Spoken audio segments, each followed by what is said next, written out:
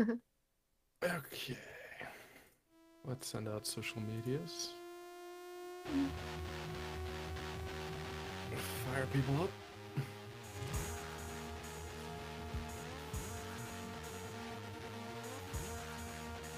Okay, and we're live. What is up, beautiful people? That's right. Hi, everyone. It's Wednesdays. We're going to be talking about stuff. Linux related. Yes. Somewhat. I don't know. Occasionally we do. Every now and then we get something right. Well, no one's called us out on it lately, so I think we've been doing good. No. Or we've been doing so bad that people don't even care. They've just learned not to pay any attention, man. What are you talking about? Life hack. And happy birthday to you, Zoe.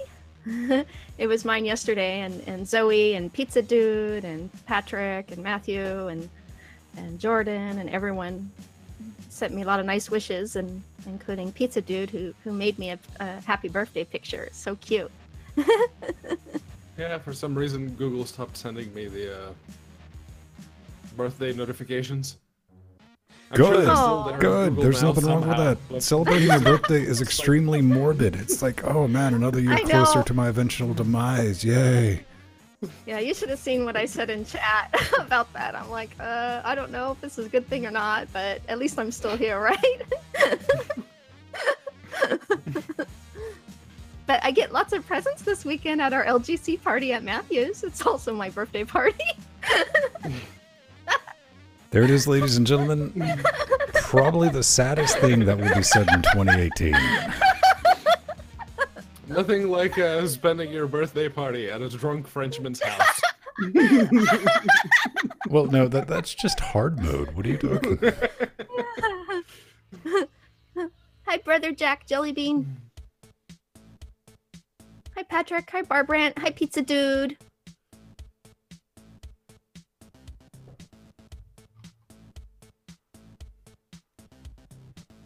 Another day, another dollar. Another day, another dollar. I don't trust dollars.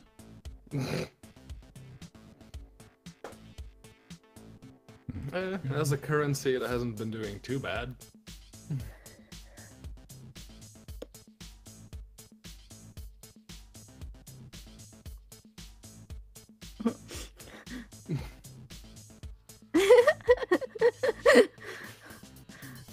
Aw. Thank you, Patrick. I guess that's a compliment. Like Lundberg's show, but with less Hartley. Yeah. Getting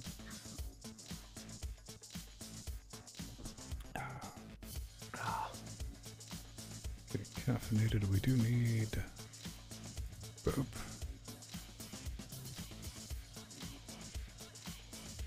Got that. Oh yeah, the Google I/O keynote. I tried to watch a lot of that, and I just read the news. Yeah. Android police was going all hog with the live coverage, so I just followed them. Yeah. I just put it up. I saw MTE posted a link in Discord, and it's like, boop. All right, background noise, and they were like AI this, AI that. It's like, if you replaced AI with machine learning, I think we're just throwing around AI just a bit too much these days. It's because they renamed whatever they called it to AI to increase the significance of machine learning. I Yeah. remember reading that. Well, one of the things that I thought was kind of fascinating was when they had the it could call out and it's like, hello, I'm the assistant for whoever, and I'm calling about a hair appointment, and it did natural language scheduling an appointment automatically. And I was like, Yeah. dude, we can just use that to prank call people. Yeah. We're gonna bring prank calling back. We're just gonna feed it random numbers on Saturday night. Yeah, what was interesting about this keynote, it was all about Android. Usually, they throw some Chrome. I was hoping they'd throw some Chrome OS issue, news in there, but they didn't. Which they probably will today or tomorrow at their other talks. But that was actually kind of unusual. So it was all about Android yesterday. I mean, Android is the big platform, right? That's the market dominant platform, so yeah. Exactly. Oh, hi, S. Michelle. Oh, yes. Today's mug is a vintage HP mug, like from 30 years ago. Steve's mom worked there for about 25 years. So I have several, we have several of those. I'm still using the same mug I've been using, well, basically ever since Nori gave it to me. Aww. And I'm sick of it. Get a new mug.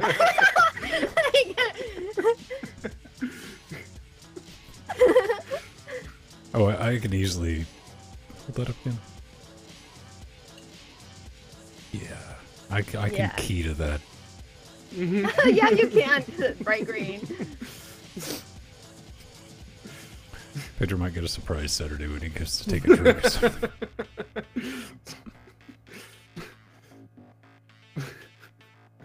Why were you drinking out of a, I don't know, porn mug? It'll be slightly more tasteful than that.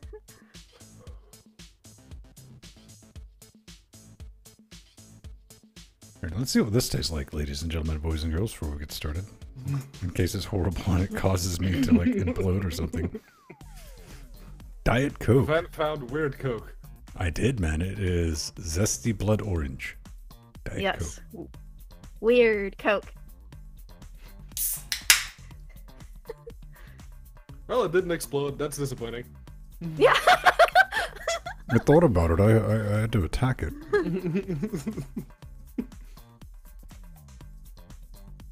I'll be right back. I think I gotta go take a break.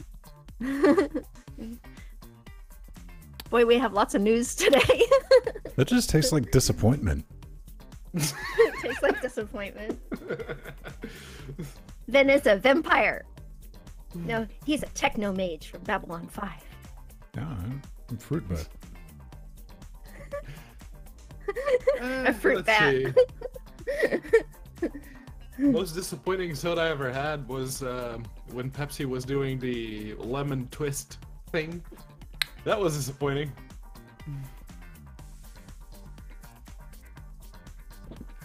Yeah, alright. Well, I guess technically that's worth 48 cents for the caffeine content, but there was nothing zesty. You do get the impression that this can like spent time next to maybe blood orange flavoring, but it never actually, osmosis didn't kick in. They didn't rub it against the zesty orange, they just placed the can next to it. Roughly.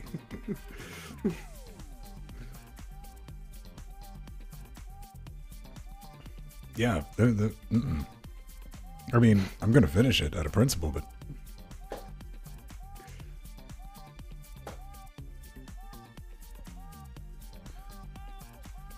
Well, I really enjoyed when, I think it was Diet Coke, they had Diet Coke with lime. It was horrific.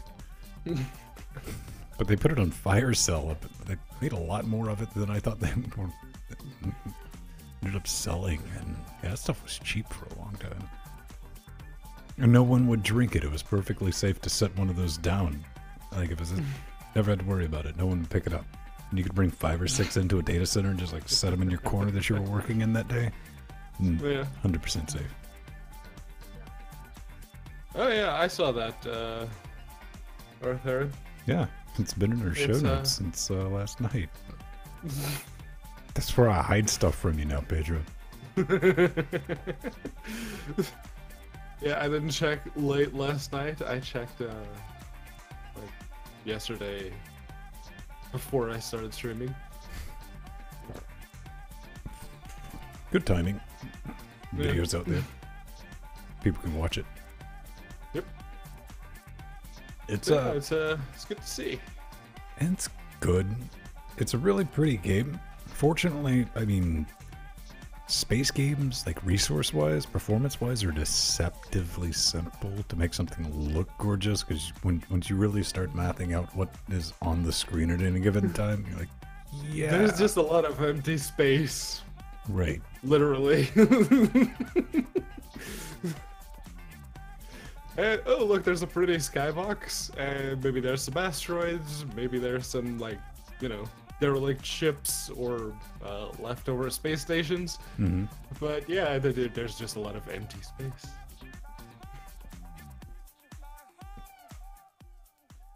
Yeah, I could shoot them an email again, see if they send us keys this time. Whatevs.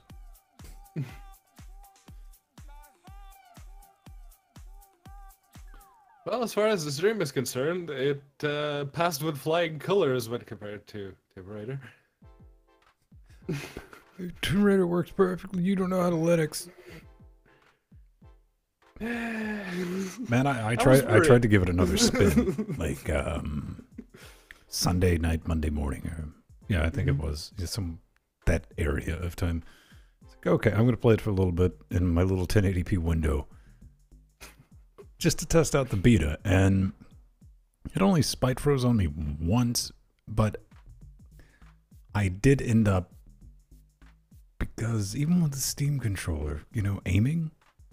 Mm-hmm. And I was monkeying around with like the mouse roll sensitivity XY, trying to get it, you know, I put some effort into it to make it usable. And I ended up like dying one time.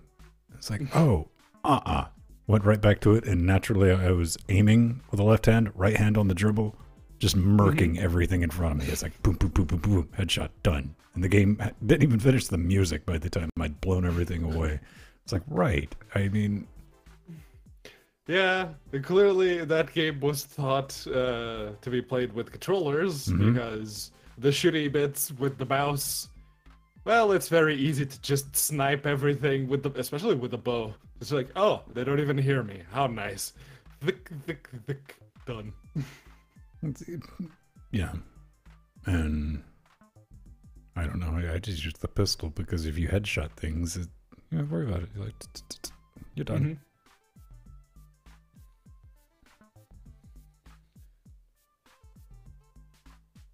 All right. I need Jill to return with a quickness because I too need to get a bio break. It's not like we had 30 minutes before the show. I even got up and... Oh, I did. And I need to go again on accounts of whiskey. In you little girly blätter. You know, I understand quite a few languages. I didn't understand that. It's English, so... That's telling. That is quite telling. That's a weird accent for English. Have you heard yourself? Yes. It's part of the reason I talk here on accounts of podcasts. Pedro's is like, man, that's the only reason I do these shows, so I can go back and watch myself. I'm past that phase. I will admit I did that for a while. I know, by the time I'm done editing this stuff, last thing I want to hear is myself, you, or anyone else. Like, Humble Super Nebula Bundle.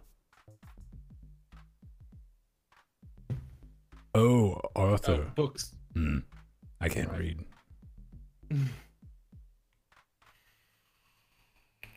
Yeah, if it was just a bundle of space games, we have a few of those on Linux that may have been something to look at, especially if it included cyberspace.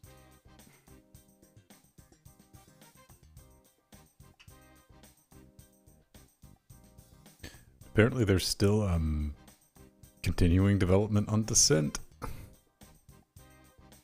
You know, the one they took off Steam and moved it to another platform. It's like, that's dumb idea, guys. They're like, oh yeah, we're still working on it. They posted in the Steam forums, like, after they were like, peace out, we're out. We're not going to be doing any development on Steam until it's released. Let's see, Steam charts, current players. And... It's not available on Steam anymore. I mean, you can't. Yeah, but it still tracks. I know it still tracks, but that's. There we go. Oh, there wasn't a noticeable dip. But what's the dip from not? It's not, 0. but it's pretty bad. Average concurrent players over the past, well, since December, is 1 point something players. Mm-hmm. And in in November 2017, it was 0.3. So it's actually gained some since then. Somebody decided to check if it still worked. Yeah, no, it's really bad. And yeah, Vin, I just noticed that. That was awesome. It's been up for a And the while. morales are. Yeah. It has? Mm-hmm. Yeah. If anyone showed it on Saturday, he just did a little scroll through the About page. Oh, I didn't notice it. Oh. I don't tell people jack, man. I just do stuff. Be right So back. I know you don't.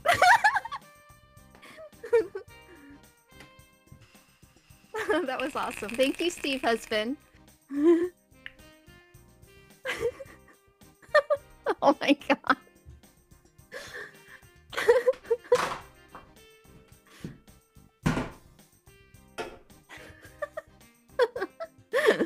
When did you put that up, Ben? oh, that's adorable. You think I remember? Being dead serious, I don't remember. It's been up for a while. Wow. Well, I guess I hadn't checked the About link in a while. Yes, Steve Husband's on Freenode because the web client on the live page, his work was probably blocking it. You should tell him he could So- put Discord on his phone. Yeah. Well, because I'm using the account, he can't. So that's been an issue. Actually, he's thinking of creating his own Patreon account. I so can that set him he up with a Discord account if he wants one. Okay. Okay. I was going to ask you, but I just hadn't gotten around to it. Forgot. Well, I won't remember, so don't expect me to do it on my own volition. Okay, I'll remind you. Like, why That would be awesome. But yeah, I mean, that would be really cool.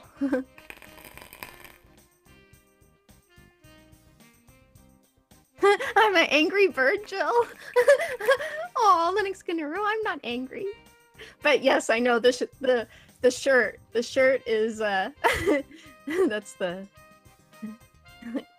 angry penguin from the anime character. But I'm not angry. That's just the shirt is.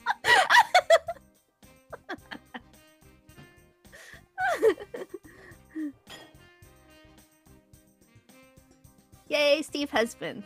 So Ven will create a Discord account for you. Because we share our Patreon account.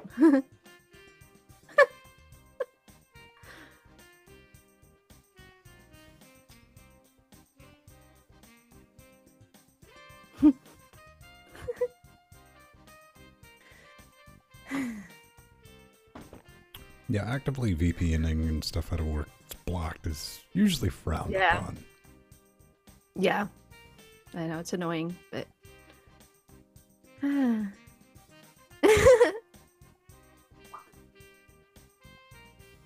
That's true, Linux Gennaro. I don't get angry. It takes a lot to get me upset. Sometimes... After 6 months of having my hair pulled in elementary school, I finally gave the guy a black eye who kept pulling my hair, but it took 6 months.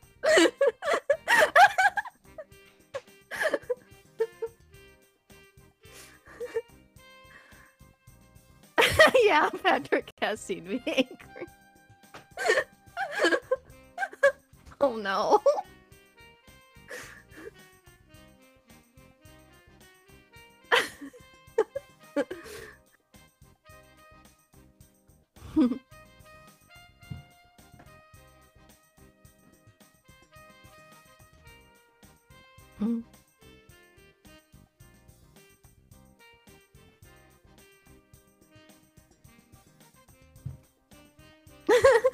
Boo boo, you had to pull my hair a lot.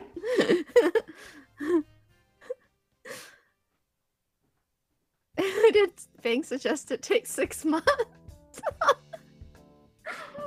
Oh, my brother probably. She pushed me down once.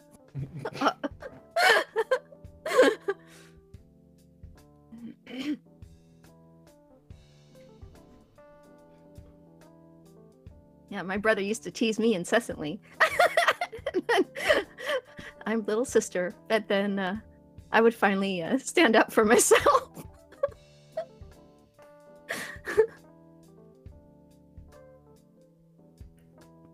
Let's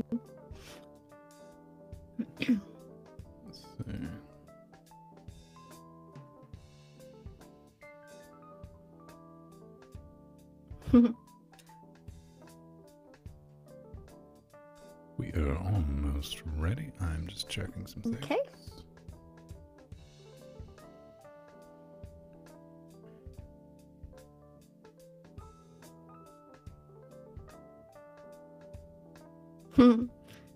Yeah, Empty sent me a cool birthday gift too. That was awesome. There's nothing awkward about this silence, Arthurian. It's just dead air. Dead air.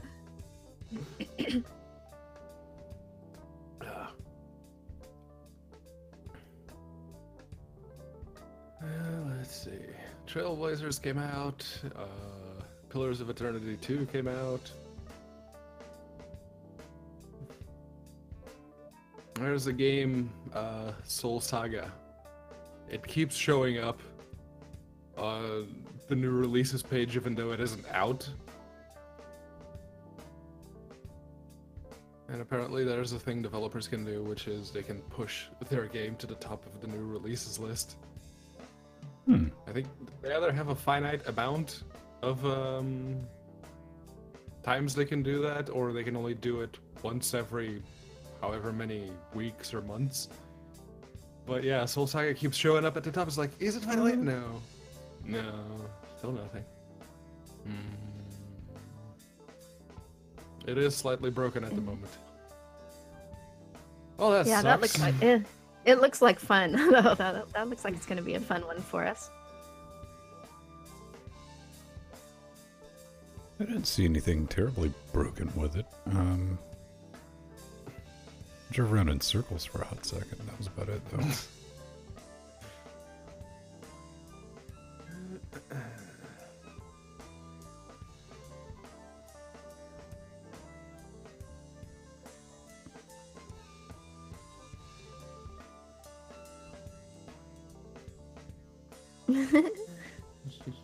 Still need to find something to do with the 2 terabytes worth of hard drives that I have in this box right now that are not getting used because putting an M.2 SSD disables those 2 set of ports 5 and 6.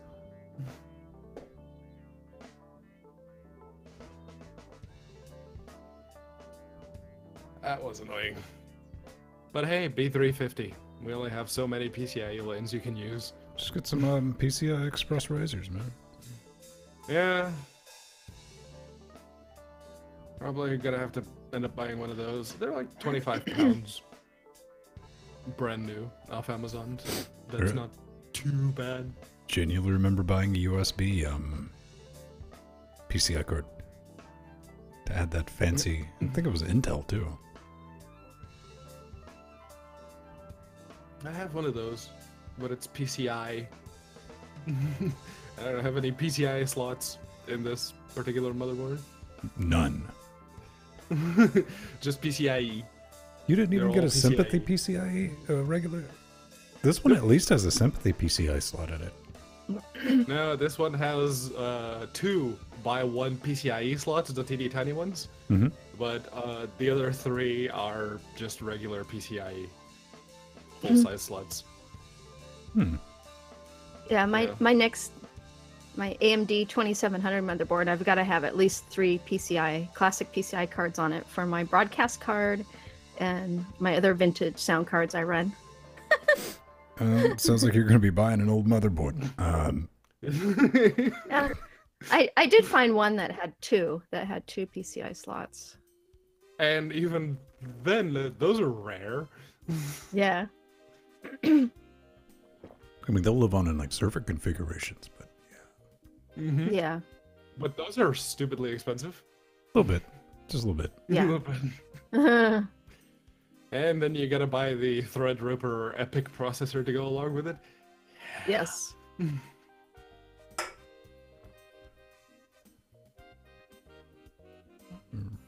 those are still some huge, huge chips. They're a bit wide, aren't they? Yep. Someone took a picture of the prototype Mini ITX Threadripper motherboard, and it was basically just the socket. I'm not even sure you could fit RAM onto the 2 RAM sockets down to the side with the all the fancy heat spreaders that they come with nowadays. It's, yeah, no. Yeah. Well, I knew I'd be in for buying a workstation class motherboard because it's going to be replacing one in the Sun system. So, and it's a workstation. It just makes me happy knowing that, you know, the ITX Threadripper was. I know somebody will give that board a bad review because they can't put RGB RAM in it. They're like, it's useless. This thing's junk. It's poorly designed. Yeah, there is Patrick. Was it WCCF Tech or one of those that posted it? It's like, oh, it's a leaked version of the Threadripper Mini ITX motherboard. I don't know. Okay, I'm gonna hop up right quick. Then we're gonna get into this. I think I got everything sorted out. Okay. Yes. And working for the New most part. things happening. Yay. And doodly doodly.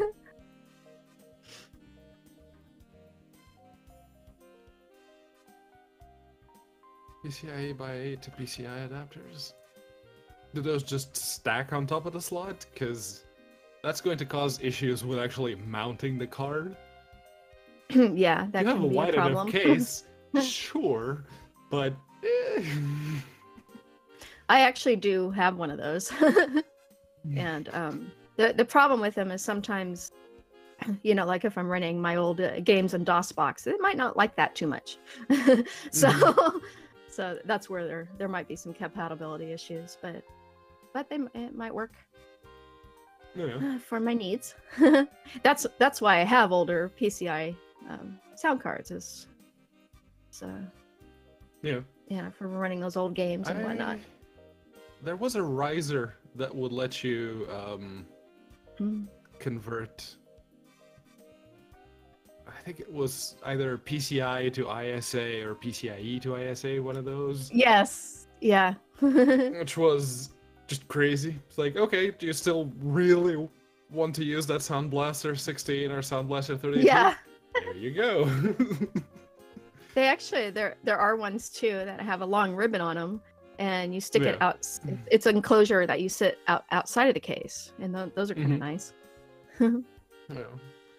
Yeah, the only external enclosures I'm going to buy is I'm going to get one of those Razer cores.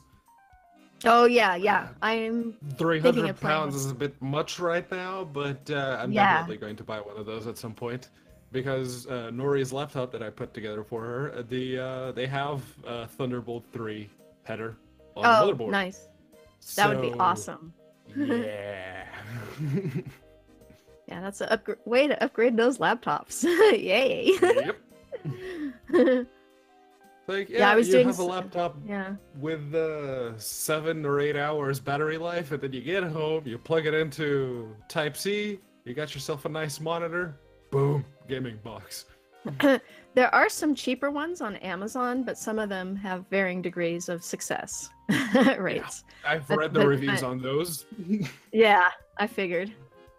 There's one of them that looked pretty good. I was thinking, I can play with it for that price.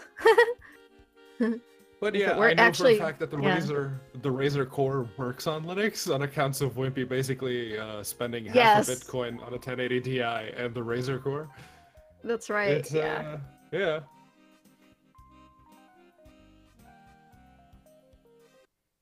Yes.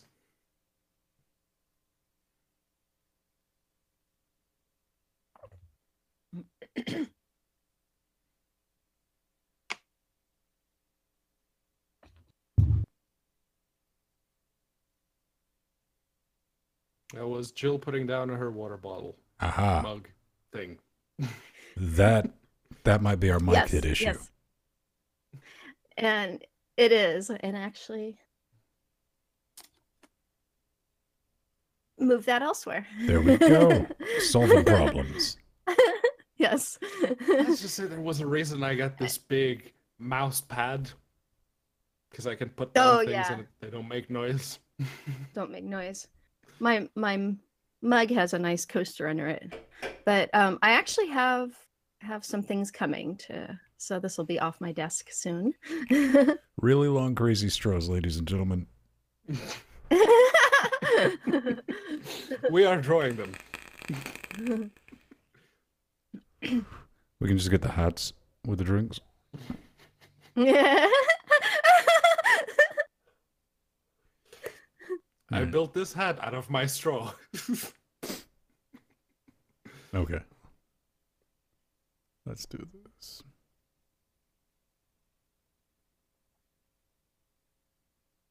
Oh, hello. That's a pi zero. Mm.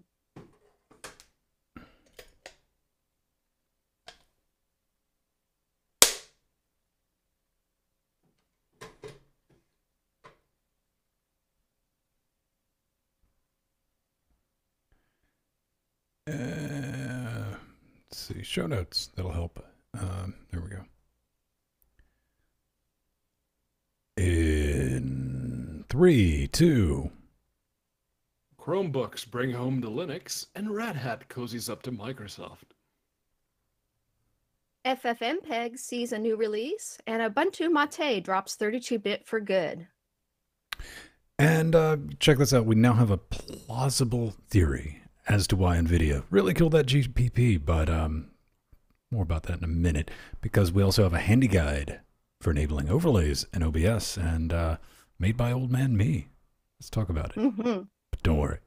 Let's get into it, because it's another great day for Linux, everyone. Let's go. Mm-hmm. And that, get everything sorted. 3, 2. And welcome back to Linux Weekly Daily Wednesdays, where we're going to sit back, relax, take that midweek break. It is that time of the week where half of it's done and half of it's yet to come. Terrifying, exciting, petrifying, stupefying, I don't know. Finstone joined every week. Hollywood Jill in LA, keeping it real, with a Red Hat shirt on. That's the thing. Yes. Yeah, that is the thing. And OpenShift. OpenShift and Space Britannia. What's up, man? Pedro Mateus. Hello. Everything doing good? Yes. Oh, yes. Everything is doing great. We've been having some really nice weather. The show just started. I'm already talking about the weather. Already talking about Yay. we have officially ran out of things to talk about, ladies and gentlemen. Maybe not. Jill, anything exciting happened to you since last week? Oh, well, yesterday, I watched the Google I/O Keynote live and the Red Hat Summit Keynote. And so we will be talking about that a little bit in our news. And I'm preparing a rig for Fedora 28. I decided I'll give that a run on one of my main rigs, and I know Jordan would approve. So this will be the first time I'm actually going to use Fedora in my main systems, and it's pretty cool. Neat. What's up, Pedro? Outside of the Well, weather. over here, I already have a Fedora 28 laptop that's been up and running since beta 2, which actually has been doing pretty Awesome. good. Yeah, none of the updates really messed with anything. So yeah, Fedora is getting boring nowadays. So that's something. The Chromebook, on the other hand, for the very first time, it just noped. It did the shutdown sequence where everything goes a very weird shade of beige, and it's like, oh, it's off now. Why did it do that? Turned it back on. It hasn't done it again, so I'm gonna just chalk that up to a fluke. Not a whole lot to report over here. I ordered a tsunami of batteries. We had a good month of Patreon, so let's bulletproof everything. And by bulletproof, I mean try to keep everything together. And suck it, Amazon free shipping. That's really all I have to say to that, man. That's going to be coming in. I had everything down here is getting a fresh set. Everything upstairs in the network rack. I'm sure a lot of people listening to this show know what the network rack is for your home media and all that to keep everything up. So we should be able to survive thunderstorm. That'll be fun.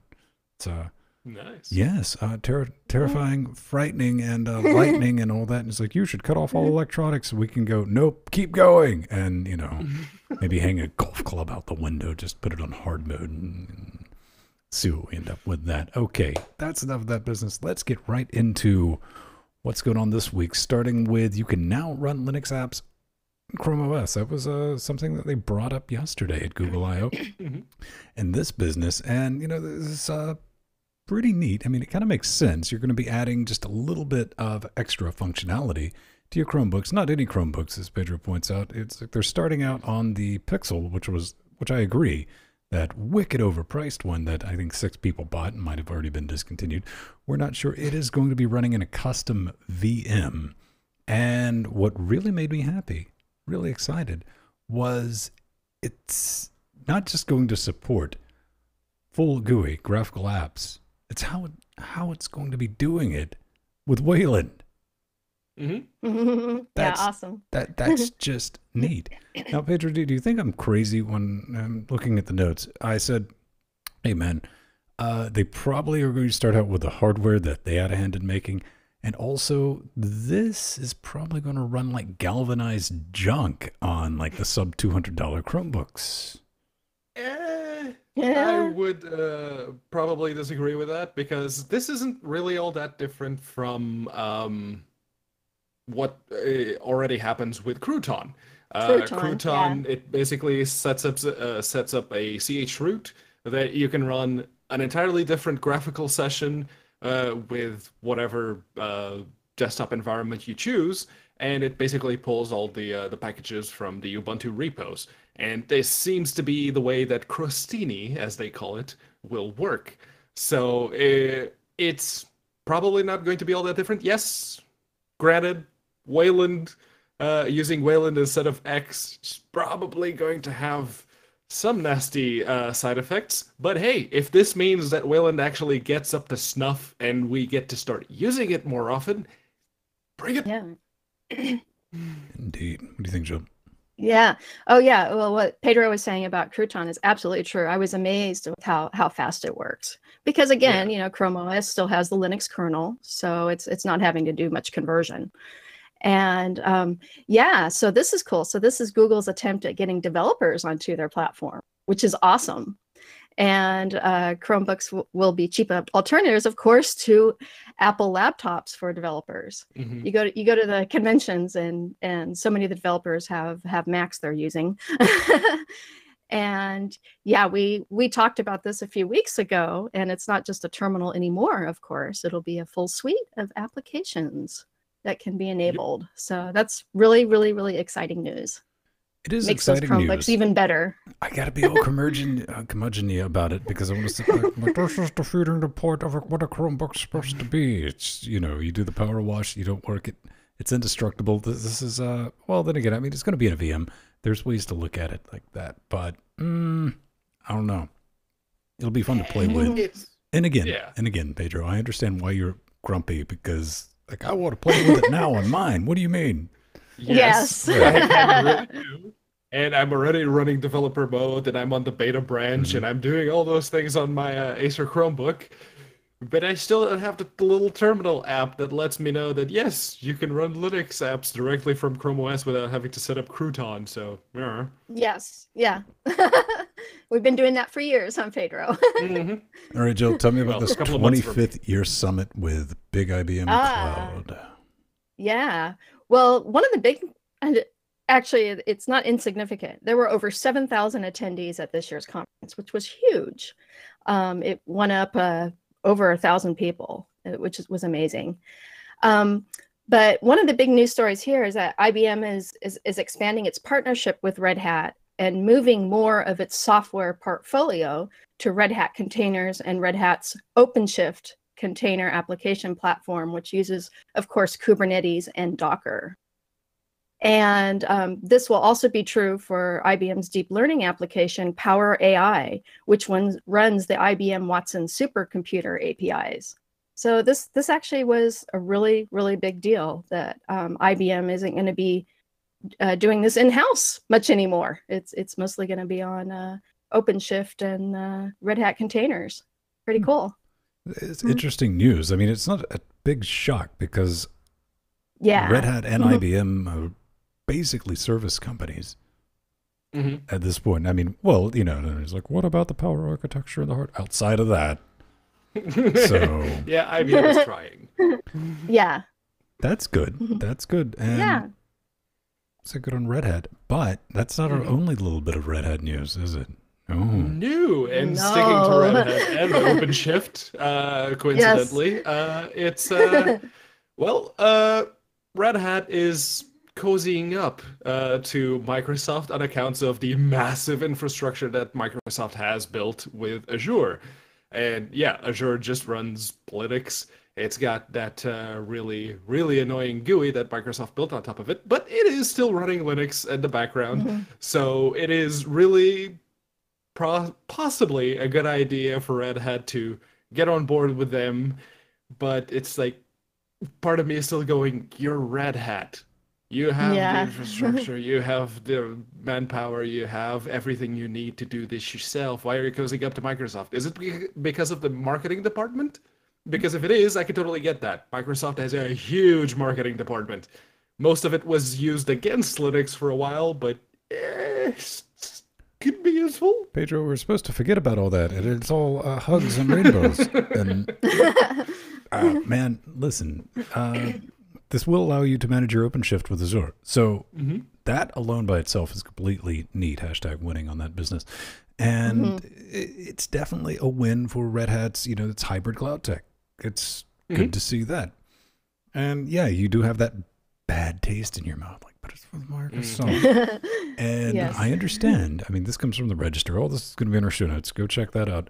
It's like right from the registers, like embrace, extend, or what's the other one again? Legitimate worry, because I just looked up before the show. I was like, wait a minute, who can buy who? Because I a couple of months back, I was like, wait a minute, what would happen if Apple bought Disney? I'm like, wait a minute, Apple could buy Disney? I was like, with pocket change.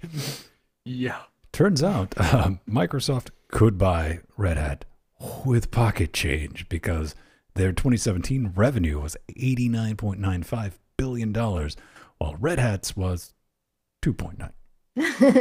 Yeah. Legitimate. And we talked about that several weeks ago. Yeah, there was that big speculation about, Microsoft could buy Red Hat. Yes, we know Microsoft could buy Red Hat.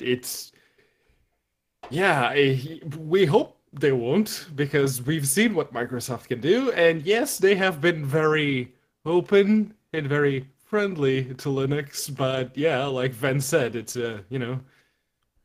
embrace, extend, extinguish. Well, there's also the one thing a lot of people don't like to throw back is like corporations aren't inherently evil. I know someone would be like, yes, they are, Venn, shut up. What are you talking about? They're going to do whatever is most their fiduciary responsibility is to their stockholders. It is to make more money. If attacking Linux is good for business, let's attack Linux. If embracing Linux and working in open source is good for business, we're going to be doing that. Yeah. Yeah. That and companies don't work on fifis. So I just want to get that. As much as AMD would like you to believe otherwise. Up next, we have some improvements in network stack. Jill, you seem to have the most to say about it. Yes. SMPTE has just set a new standard of accommodating higher bitrate audio video IP packets. And the standard reads between 1 and 8 gigabits per second for typical uncompressed high definition and ultra high definition formats to be sent to our eyes. And it's directing these audiovisual packets from source directly to Ethernet cards using NetMap, and bypassing the middleman, the Linux kernel. So it makes sending those packets a lot quicker. And NetMap, of course, is a framework for high-speed packet I/O. And a little bit about SMPTE, the Society of Motion Picture and Television Engineers, sets the standards and specifications for all motion imaging. I've been dealing with their standards for many years as an animator. And so it back in the day, it used to be a lot less complex. I spent hundreds of hours behind 1/2-inch and 3/4-inch videotape editors, editing animations with SMPTE timecode and BNC Noodle. So it's been a part of the television standard since it started. Well, the reason we just get that explanation is for the story from the BBC's research and development. They're giving back to Linux, man. High-speed networking, open source kernel bypass. They've thrown that out. Good guy, Beebs, every now and then. It has been sent up to the... Bless you. Are you okay? Bless you. Thank you. Yes, I'm fine. I was going to mute you, but I didn't really have time. But no, man, I mean, this is really cool. I mean, they're going to be sending like real world 8 gigabit transfers, and they developed this because HD video transfer between their systems, it just was not that hot. And they've sorted it. They've sent it upstream. It's been adopted. And this is good to see for future proofing, because you're like, 8 to 10 gigabit, that's crazy talk. No, it's not. No, it's not. No, it isn't. No, On a single thread, they managed to get up to 80 gigabits per second on a single thread. Yeah. Which would support 16K. Yeah. Well, 16K. So, I think I've had my house for like 7 years, and I wired everything before I moved in with a gigabit. And I remember buying just a gigabit switch. That was still kind of pricey. Now you can't even find a budget switch or router that's gigabit built in. They're all gigabit. Yeah. Right. They're all gigabit. Yeah. So it's good to know, and it's good to see open source working like that. I say good on them. It's because, you know, they're not affordable right now. Well, they are affordable. I take that back. 10 GNICs, they're a thing. Yeah, 10 GNICs are basically where you'd expect a decent network card to be nowadays. $100. Yeah. Yeah. And then you're like, oh, that sounds good. It's... Till you start looking into 10G switches. Yeah. Yes. Because instead of the 1 or 2 ports, now you have like 7, 8, whatever. It's the size. There's a sizable price increase there. But yeah, 80 gigabits on a single thread, just straight audio and video, and really not much of anything else to get in your way. That's really good. So next, we got a new version of ffmpeg. It is out. If you don't know it, it's the back end to a lot of the video stuff that you might get away with playing with. A couple of new things in this. The one thing I really like is they've added experimental magic YUV encoder. That's really interesting, because think about UHD, not 4K. I'm not getting into that argument. Fraction of the size, minimum impact during encoding. There's no decoder currently for it. And another big thing that I personally saw in here is OpenCL overlay filters have been added. And you're like, well, that doesn't make, I don't even know what that is. It's Moonspeak. Think about image processing, like unsharpening mask and stuff like that will have hardware acceleration. There's a gang of other features in here with NVIDIA, NV encode and all that, right, Pedro? Yep. Well, not NV encode, but NV decode. Yeah. With the last version of ffmpeg, they did update the header support for the new NV encode, but they still don't have actual NV encode support because NVIDIA is still holding onto that very, very tightly. You do get NV decode. Wait a minute. We're going to be blowing NVIDIA up at the end of this. But they're holding on to very tightly to a piece of customized hardware only found in their products? You can do hardware NV encode, yes. You can also do it in software because they've been doing it themselves with the older generation of video cards. Yes, but it is a thing, and it could be useful to have that, you know, say, have it work directly with the Nouveau drivers. That would be useful. But what they do have with this one is NVDEC, the accelerated NVIDIA decoding. It's now built into ffmpeg 4. Woo!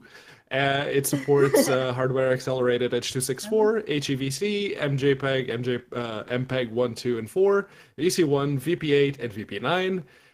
Yeah, it's really, really good to see. Jill, what are your thoughts? Oh, yeah. Well, I'm really excited about the experimental Magic YUV as well, because I've been using YUV for uncompressed video for a very long time, and it's this one's going to actually make the file size even smaller, which will be nice. I look forward to playing with it. I mean, I'm not going to do anything crazy, but it's the thing. It's ffmpeg. Yeah. We've made that about as exciting as humanly possible. So I really enjoyed stuff like this. You're watching this show through the magic of ffmpeg through OBS, but it's still there. Yes. It's the background. A lot of people never think about it, and trust me, I'm going to go squee all over it later this week. And yes. Okay, let's do that thing where we say, why are you still running an i386 based CPU? 64-bit is the future. Like 10 years ago. It's official, man. Mate, i386 is no longer a thing. Wimpy rolled out, and he's like, we've taken the decision to stop making i386. That's 32-bit Intel images.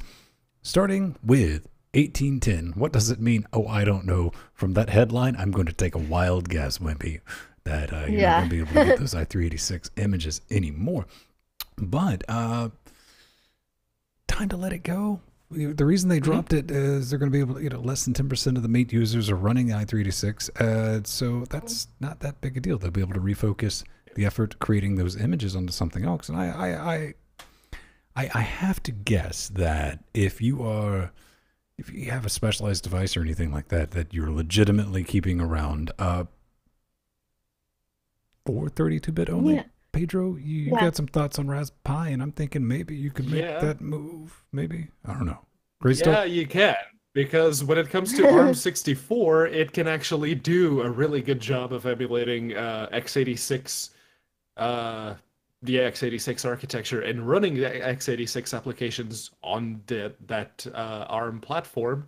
With okay, there's a bit of a performance impact. It's only like 70 or 60% of the native performance you would get on that 32-bit box that you're keeping around. But you're probably much better off right now running a Raspberry Pi in like one of those laptop shells with a 33 watt-hour battery than you would be with a 2007 to 2010 netbook, which right around 2010 is when they finally discontinued completely all the netbooks that were being sold with 32-bit only Atom CPUs. That was the last of them. So, yeah.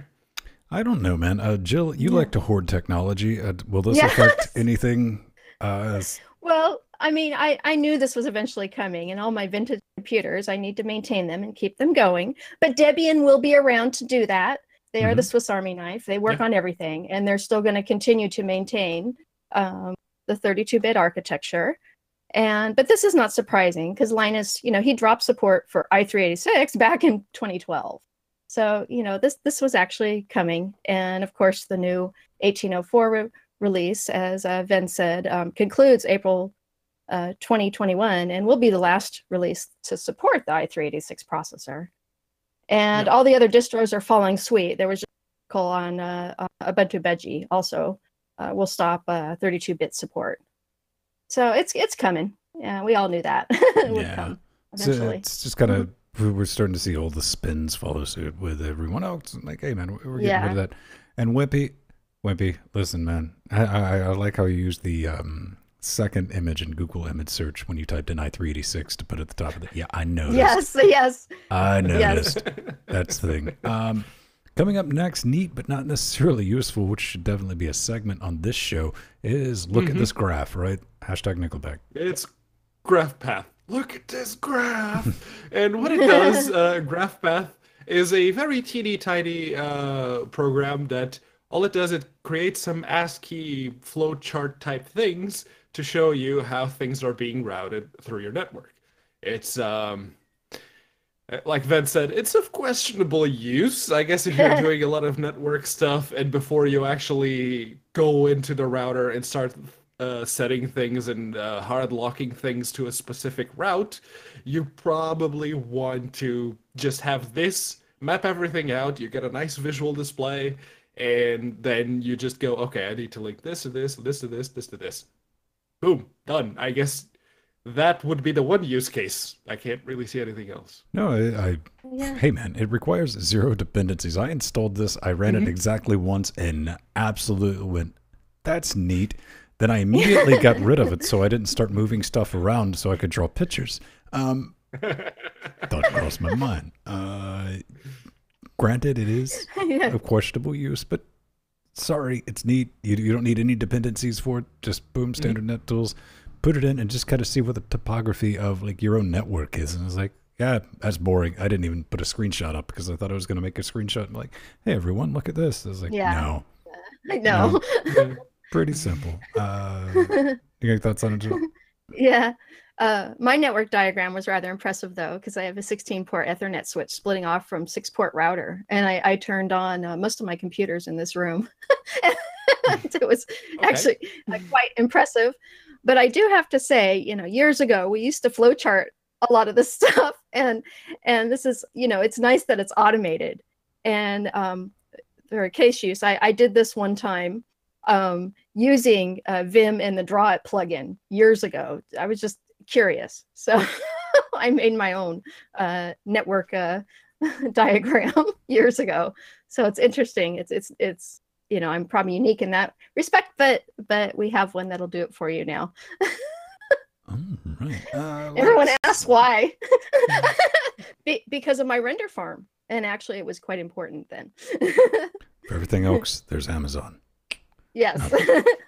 Okay. AWS, all the things. Ladies and gentlemen, I made a thing. It's called OBS Linux Browser. I didn't make this plugin or the Discord chat overlay. Didn't make that, but I stuck the two together and made a little video with, look at that. I got all fancy and made screenshots and stuff like that. This is a neat little kit that is currently what we are using to display this little box. This is not something that you're like, wait a minute. You're pulling a fast one on us, Vin. You've been doing that for years, 5 years. We have, but we've been doing it with multiple layers and stacking effects and IRC. And IRC. I'm just yes. I went into this for just I am doing everything in my power to free up real estate so I don't have to endure the everlasting shame of owning an ultra-wide monitor. Yes, that would fix all the problems, but we don't want to.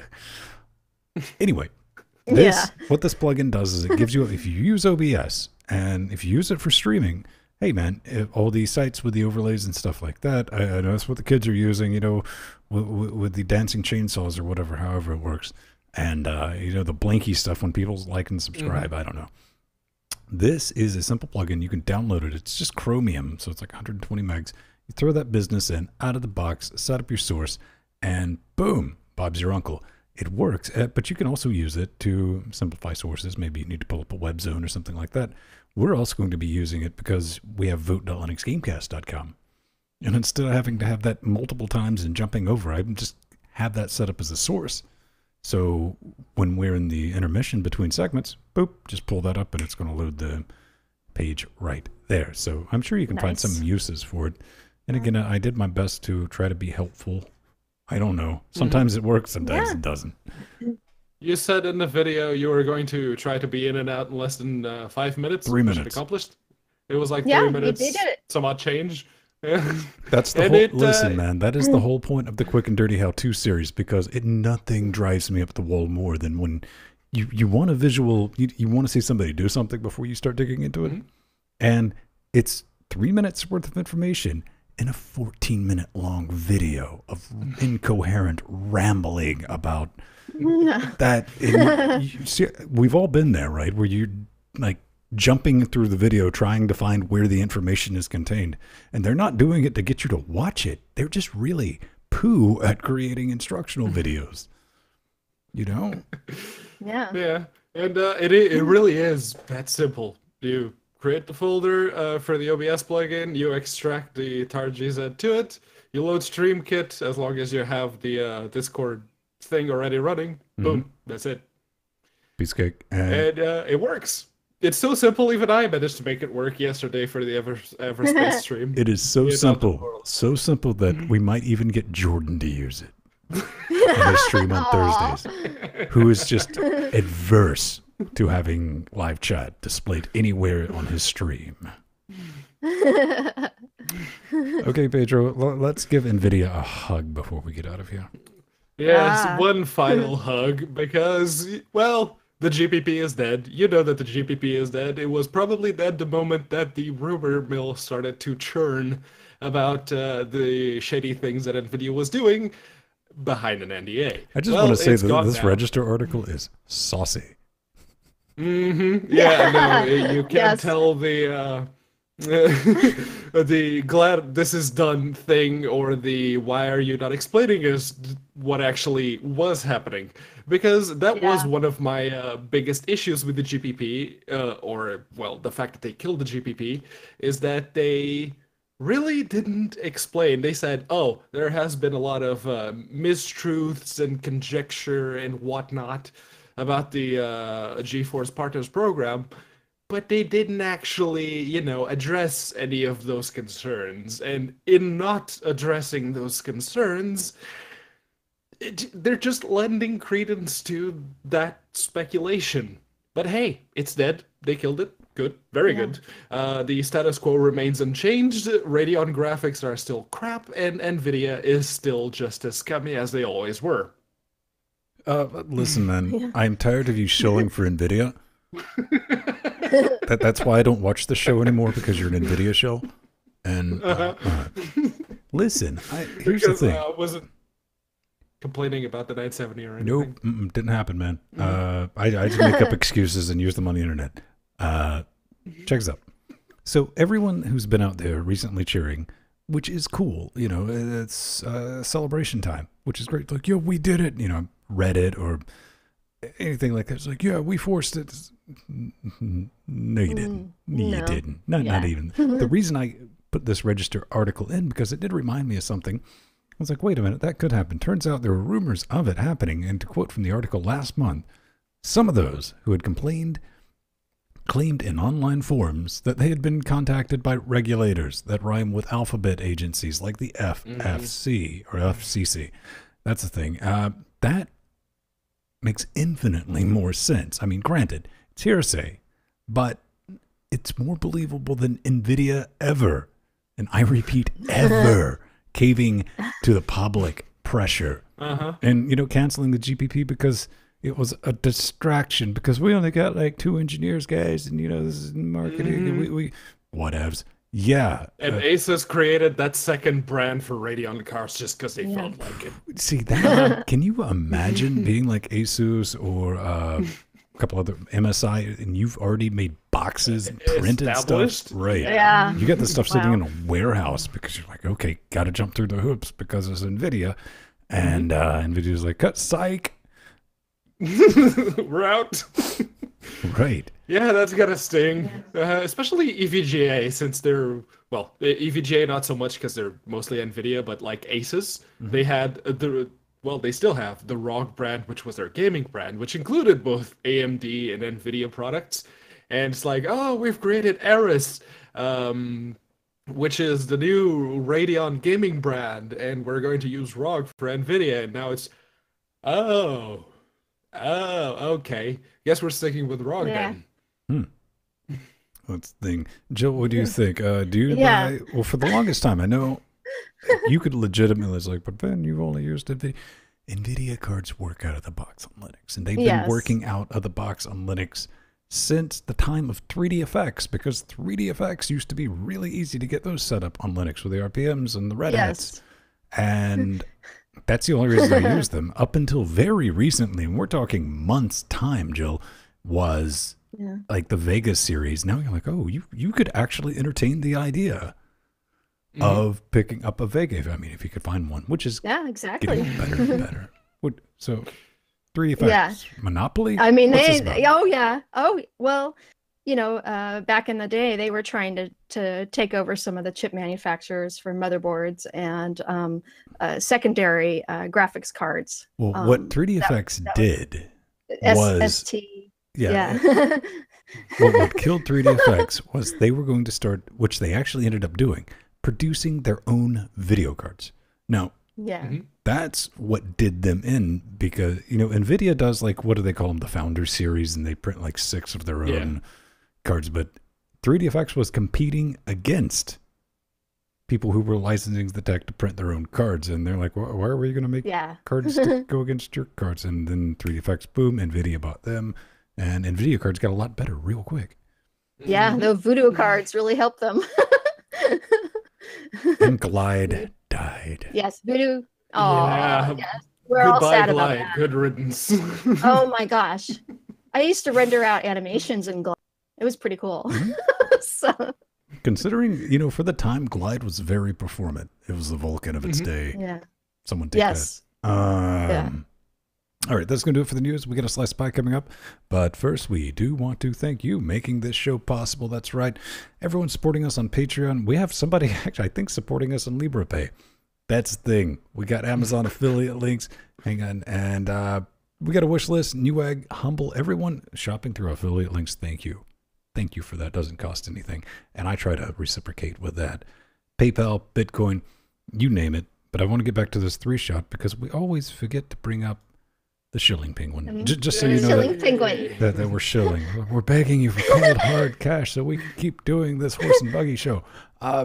Thanks, everyone, for supporting us, especially if you can do it through Patreon. If you get a few shekels laying around, maybe wood or two, consider kicking them our way so we can continue doing some wild, bizarre stuff. Do want to thank one Michael G. He's an executive producer, Yay. and on top of that, he's just like, hey, man, see, he's almost got his own wing in the studio. He's that close. Yes. Yes, he does. He's that close. Check it out. That showed up. That showed up in the post. A brand new APC 1500. Right next to the old ancient APC. And that's part of our Keep the Power Alive initiative. We now have right now a 50-50 chance of staying up during a power outage or nope. So thank you. Well, That. I guess you're running ext4, so you should be fine. If you were running BTRFS, though, well, I'm sure Strider will talk a lot ears off about BTRFS. There are our current patrons, 114, kicking us 215. Our next goal is making those horrible t-shirts that we've been threatening to make, which are effectively made. They just have to be sent to the printers. But you do get access as a patron to a gang of special features, early access to things like our UNCUT series. You get your own custom podcast, our pre-super shows, and that comes out. I think there's like almost a year's worth of those. You can go back and listen and come hang out with us like Pedro did yesterday. He played some Everspace. Yes. And It was a boring stream because I was still learning the game, but I liked it. I liked it a lot. It No, was it was really fun to watch. pretty good. Our patrons allow us to do that stream because you get the Tuesdays. Jordan's got Thursdays where he plays. Usually, if you can find the game I would be the absolutely most disinterested in, that's his jam. He gets that out of his system right there, and that's cool. And I bring up Fridays with the not the but the All-Star Foo Bars, where I bring in all the patrons. You can come in and join if you want to get in on the show with a voice. We do that. We find a multiplayer. Might be doing some Serious Sam this week. I say this month is our first ratings off. We're going to see who has the best ratings because we effectively, all three of us have our own separate show during the week. 63 views on last night's stream at last count, so we'll see. Oh, that's cute, Pedro, because this Friday I'm giving out puppies. That's not fair. I'm going to start giving out games then. I think puppies a win, man. I mean, Aw. I've already vacuum sealed them. They're fresh and stuffed puppies, ladies and gentlemen. Stuffed puppy. Okay. That's enough of that. Thanks everyone for making this possible. We do love it. And as always, if you become a new patron or increase your pledge, we give you a very embarrassing audible shout out for a long time during the show or on Saturdays. Time for a slice of pie. That either looks really good or really bad. That's a lot of raspberries on that pie. I don't know. Which, it could be really good or really bad. 50-50 on that one. First bit, pie drops. But hey, yeah, it's the Raspberry Pi becomes a cycle exact Commodore floppy drive emulator. Yeah, That's awesome. you heard that right. So if you had one of the old Commodore 1541 floppy drives, you could. It had the built-in copy protection thing that would let you play those copy protected games and everything else, basically the early forms of DRM. And someone was well, someone was either really stubborn or really didn't have anything else to do at the time. The two are not mutually exclusive. And he or she or they decided to basically go and, well, let's try to make an emulator out of a Raspberry Pi 3 that they used to basically have a cycle exact. It works the exact same way as far as the hardware can tell. It works the exact same way as the original three CPUs that it had. It had like three different processing chips that allowed that drive to do what it did.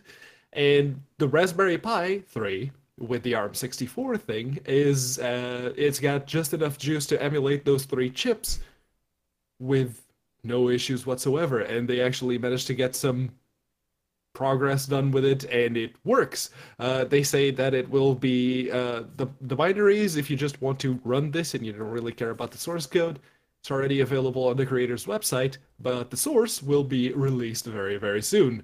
So yeah, if you still have those copy-protected Commodore games lying around and you really want to play them, you need to get off your space hopper and stop smoking indoors, because this isn't the late 1980s, early 1990s anymore.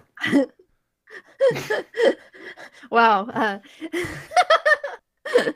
Anyways, yeah, I actually have one of these in my collection. I spent a lot of money on it, of course, back in the day. And you can get them cheap on eBay now, though, but it's just really, it's even cheaper, of course, using the Raspberry Pi alternative, which is awesome. So this was really cool. I'm okay, if you say so. This is okay. It's one of those things where I get it, I understand it, I can respect it, but I can't even throw a neat tag on this. Like, why? Oh, why?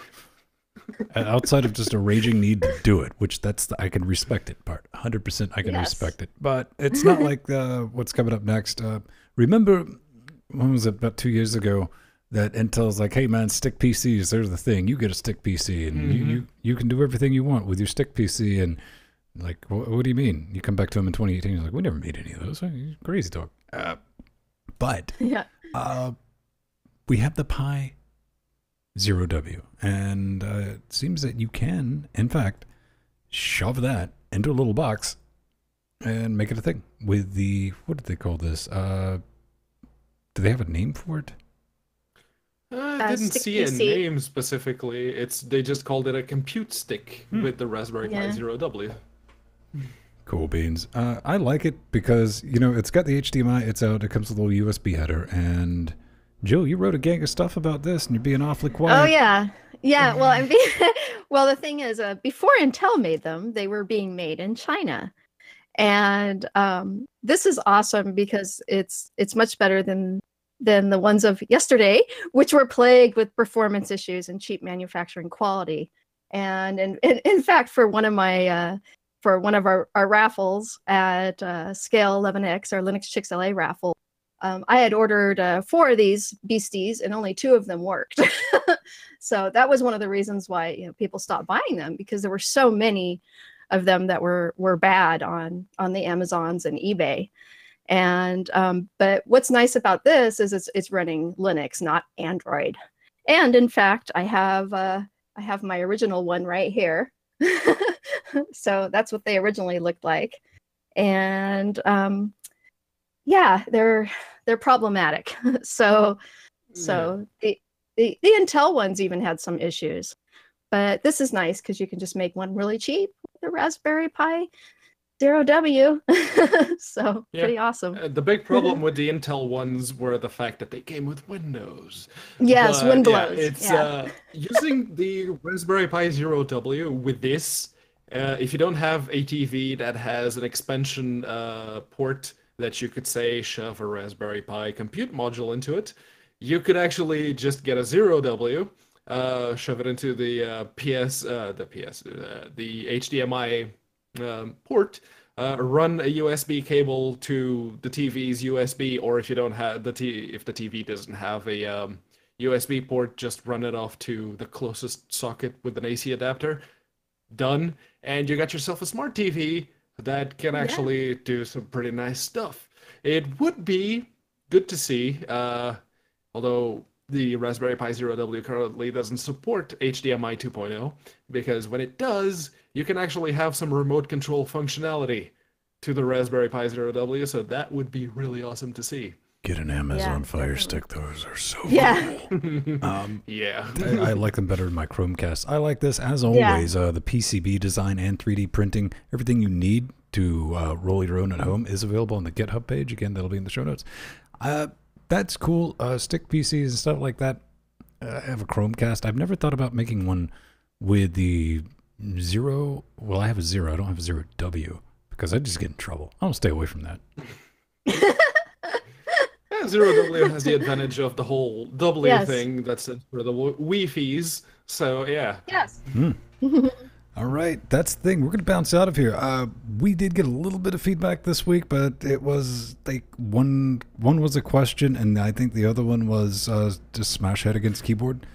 Yes. Ones are fun, but that's for Saturday. Yeah, those fun. Maybe we'll save those for another week and put that in there. But if you want to get a hold to us, Pedro, they can just hop over and smash that contact button, right, fam? Pretty much. Don't call me fam ever again. You can just go to lizkidcast.com and you click the contact button, fill out the form. It's really easy. Just make sure to pick LWDW from the little drop-downy menu. That's all you need to do. And well, yeah, no notes to self. I can see you in the show notes there, Venn. Just knock it off. No more fam from you. Uh-oh. What's Venn scheming? Oh, it's the lower third. He's going to replace my lower third with fam. I'm sorry, what was that, fam? See, no, you're way too.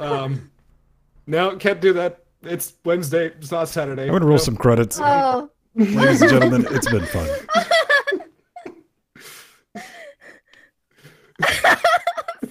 Mateus.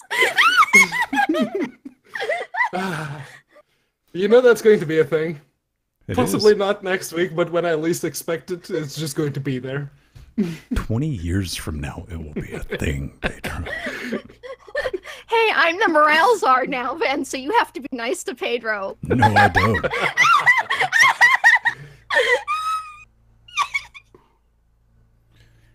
"117 episodes and Venn's never been nice to me. I don't think he's about to I know. start. No, I know. You're excused.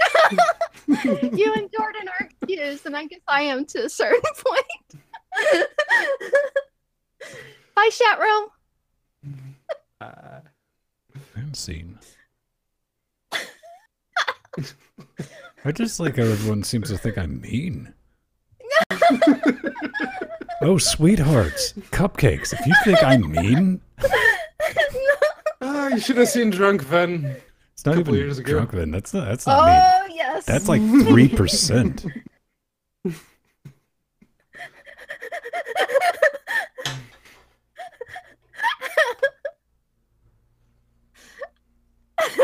Let's see if we get any shit Oh yeah, titles. no. My tombstone's just going to read Fab Mateos.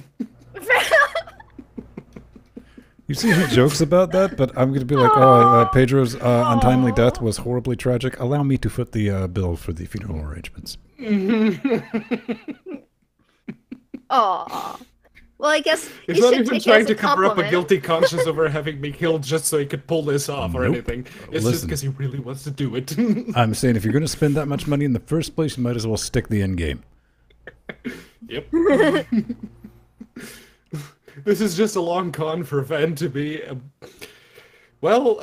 exploitative and name-cally as possible in mine and Jordan's tombstones, and possibly Jill's and Strider's and MT's and Sandy's. Whomever else has been on the show is just going to have a really, really nice tombstone.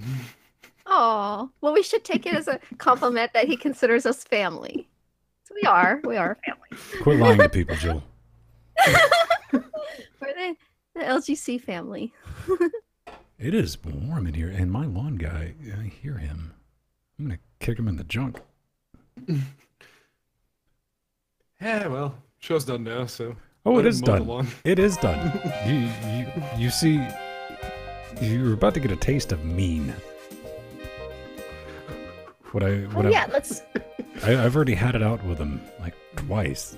He's like, "What part of you won't get paid if you show up?" In the show titles, Patrick says, "Don't call me fam." Mhm.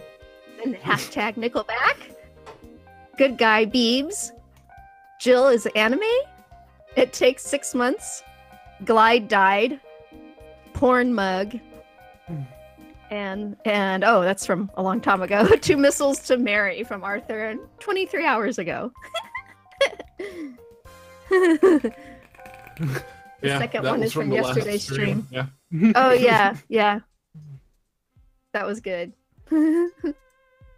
Maybe we'll pull something out of that.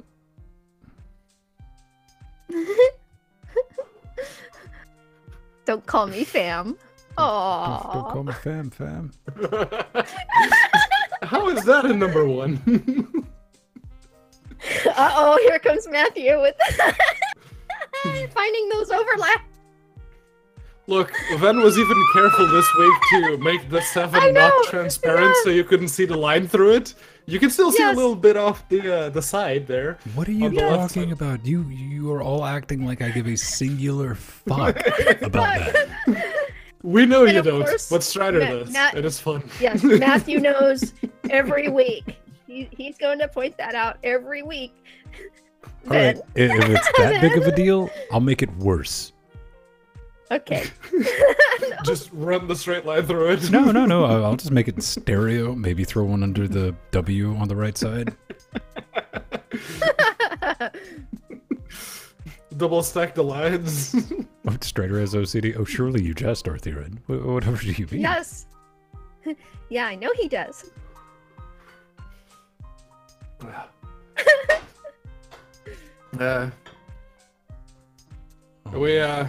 If Nathan at work didn't mess with everyone else, we would actually be respectful of his OCD. But since he likes to mess with everyone else, every now and then I like to go in and tilt his monitors just slightly, and all the things that he has pinned to the little separator wall, just tilt them just a little bit. Oh, that would drive me up the wall, Pedro. I don't even like I don't even let my husband come in my room because unless I'm in here, because if he touches something and it gets off, 90 degrees or 45-degree angle, I get all upset. Yeah, no, that's just a little bit. Amateurs. I would go in there, Jill, with my digital calipers and move everything 0.5 millimeter. It would take me a year all back straight. You would never know. And after a year, I would show you the I video. would. 0.5 millimeter? No. You see, that's your OCD talking. Yeah. It's like, no, I would notice. No, you wouldn't. Oh, I notice all those little things. I do have photographic memory, so I do notice every little thing. It's sometimes good and bad, but mostly good. But yes, but Venn, see, I would also notice that your fingerprints have touched everything. You honestly think I would leave? The Hitman gloves and everything, they exist for a reason. The guy who was complaining about he was missing a silencer before. Yeah. Think I'm gonna leave. Oh yeah. Fingerprints? Steven knows wherever he touches, like if he goes into the cupboard and moves stuff, I open the cupboard and put it back the way it was. Because it will drive me up the wall. Usually when Dave and Nathan try to mess with me at work, I notice things quickly enough. But I know that it will mess with Nathan more if I don't say anything, if I don't acknowledge it. And he will just be looking at me the whole day. Because, oh, come on! So he has it bad too. Yeah, my other thing is dust and dirt. That's why I keep my door closed, and if I need to get the room cool, I turn on the air conditioner. I don't open windows and doors in this room. Why do you hate skin cells? Yeah, I vacuum a lot. No. Yeah, you could even ask Steven. My husband tried to give me medicine for it once. time. What do you like? Sneak it in some cheese? Yeah, I love my cheese. Very Yeah, perfectly cut cheese. Yeah.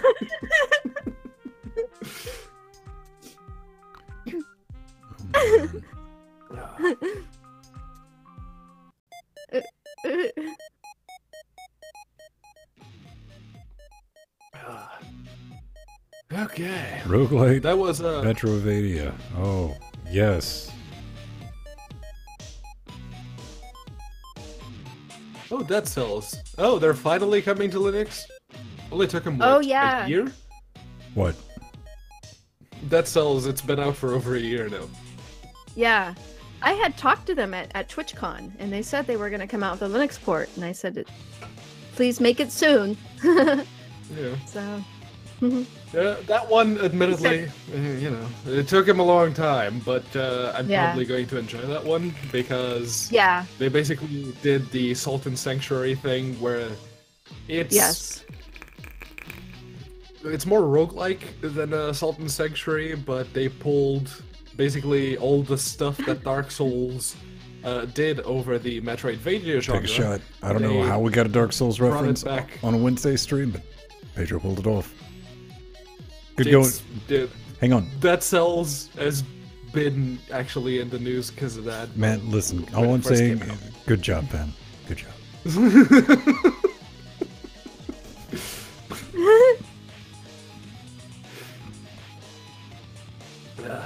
I've used Fem at work once. I had Dave give me the single most disgusted look I've ever seen anyone give me. It's like, don't ever say that again. I don't know, man. Did you ever actually... You'll be going through a YouTube video. I get this a lot with autoplay because I leave autoplay on. And it will hit one of those like legitimate videos that we're mocking right now. You know, and they smash the like button and just like straight out like pointing at the camera and just like, I couldn't... I have pretty low standards and I couldn't sleep if I pulled that off.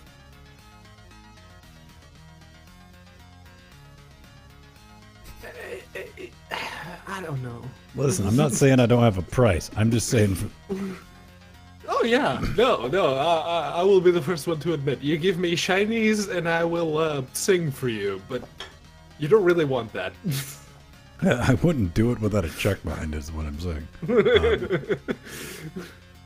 That and fitted hats. If you're over the age of 25 and you're wearing a fitted baseball cap, like outside protection, stop.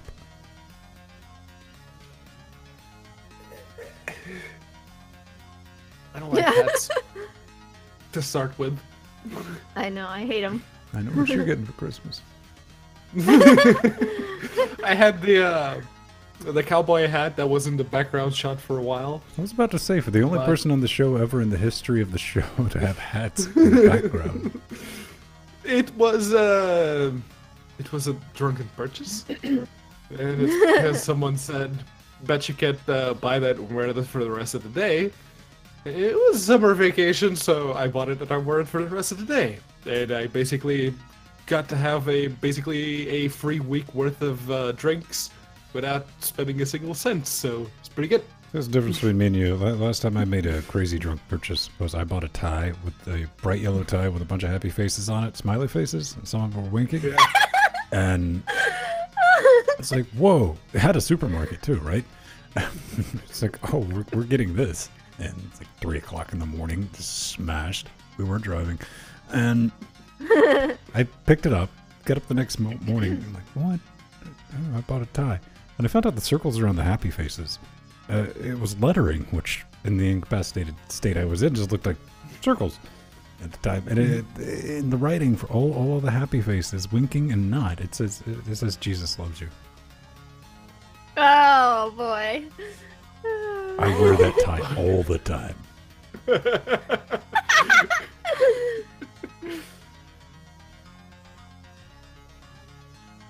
I have lots of hats in my Linux collection. I've got every version of Red Hat ever made, and Linux Foundation, and all the hats from all the... But I don't wear them. Oh yeah, Lutris has a checkbox in it now. It does something. I forget what. Yes.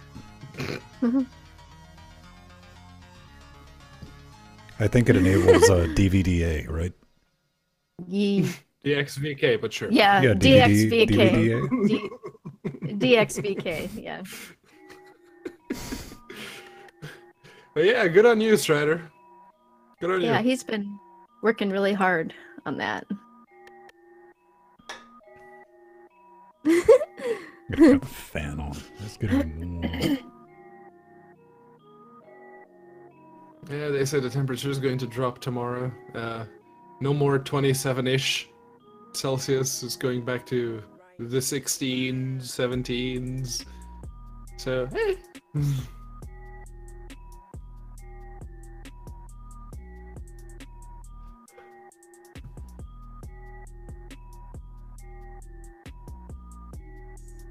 Yeah, no, DXVK, from what Strider was saying in Google Plus, apparently he managed to play a bunch of games that still don't work with regular wine staging. He managed to play quite a few of those, so that's pretty nice. Yeah. I guess having that HLSL shader functionality in the SPURV drivers helps.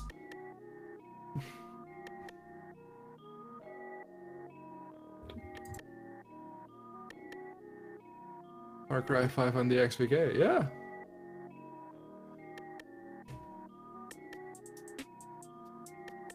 Mr. Red, what does your DE have to do with Lutris? Exactly. Explain that to me. I don't get it.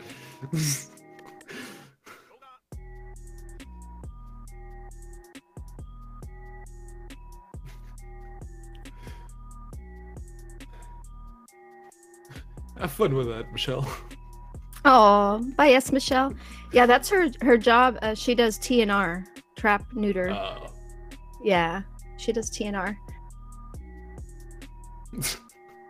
Priorities. And this was what Pizza Dude made for me in like a minute. It's so cute. I was so proud of it. I was so happy. It was one of my favorite gifts. He just did it real quick, and it's me in my penguin hat. Thank you, Pizza Dude.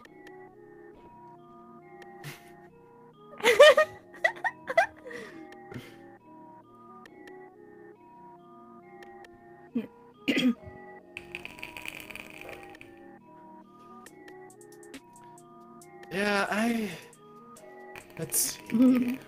The last time I had issues with the desktop environment not letting me run something was Enlightenment. Enlightenment 14 or Enlightenment 13, something like that. It was a long time ago. And I was trying to start something, and in Enlightenment, it wouldn't start, basically. And in GNOME 2 at the time, it would just start out fine. So, yeah, I remember just Googling a lot, trying to find out why it wouldn't start. But, yeah, back in the day, Googling for specific DE-related issues didn't yield a lot of results.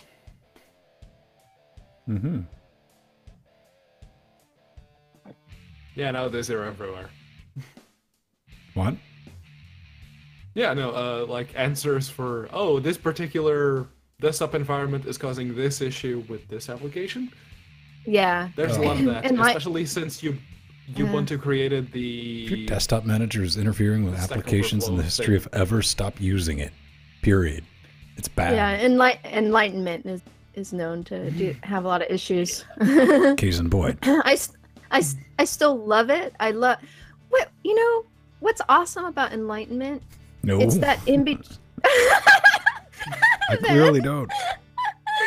No, but it's a beautiful desktop manager, and what's nice is because it's not, of course, as lightweight as a Flexbox or Window Maker, but it was always the in between. It's that in between GNOME and the X window managers.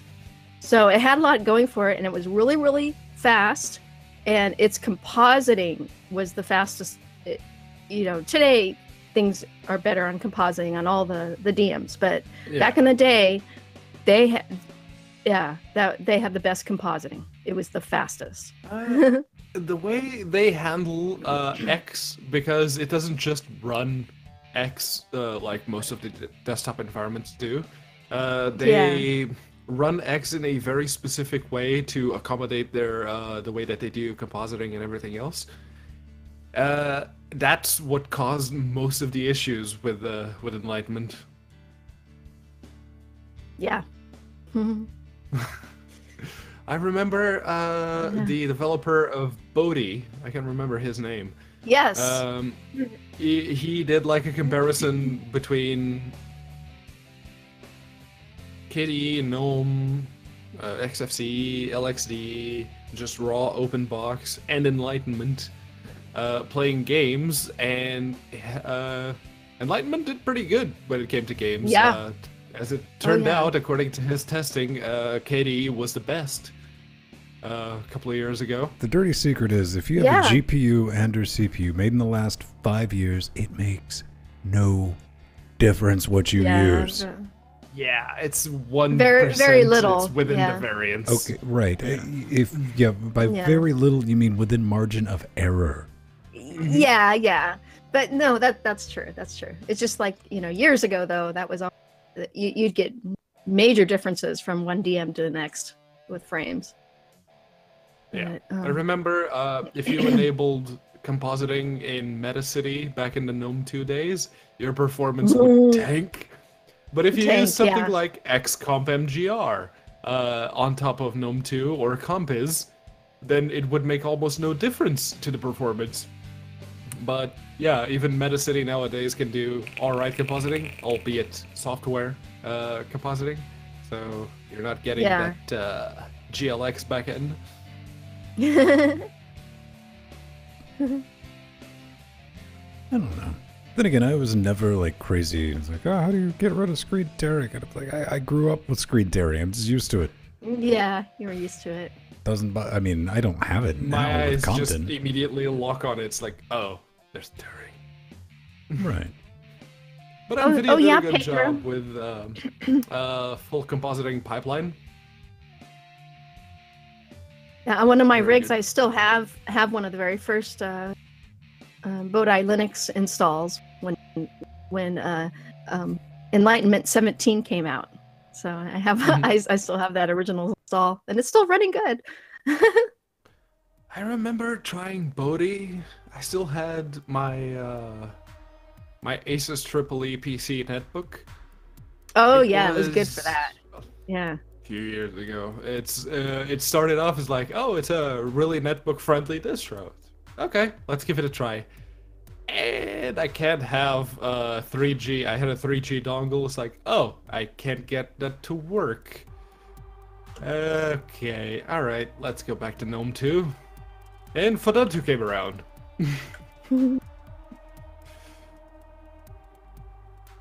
The tearing on YouTube. Who remembers YouTube Smurf mode?